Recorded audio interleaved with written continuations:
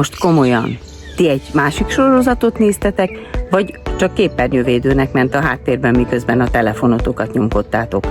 Mert amit a Berlin alatt olvasok kommentekben, az fájdalmasan sekélyes. Emberek, ti nézitek a képernyőt, de látni látszólag képtelenek vagytok. Nem hiszem el, hogy ez a maximum, amit egy ilyen mélységű karakterről össze tudtok hozni. Azt hiszitek, ez a sorozat arról szól, hogy hogyan törnek fel egy széfet?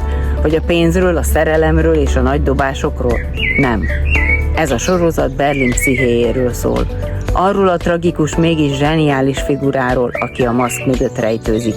De ti csak azt látjátok, hogy jaj, de rossz fiú, vagy jaj, de romantikus, meg azt, hogy unalmas. Komolyan?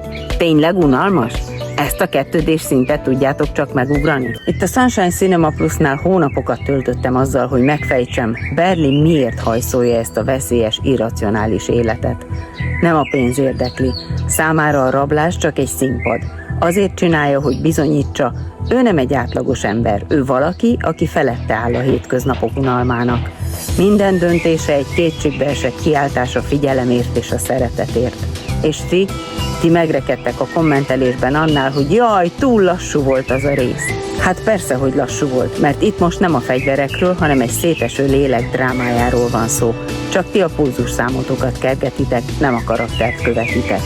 Szóval kérdezem én, miért néztek valamit, ha nem akarjátok megérteni?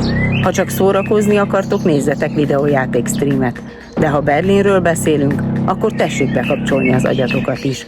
Ti mit láttatok a legutóbbi részben, amit én esetleg félreértettem? Mert szívesen vitatkozom bárkivel, aki képes érvelni a nem tetszett szinten túl is. Ez itt a Sunshine Cinema Plus, kövessetek, ha unjátok már a felszínt, és ha készen álltok, végre látni is, nem csak nézni.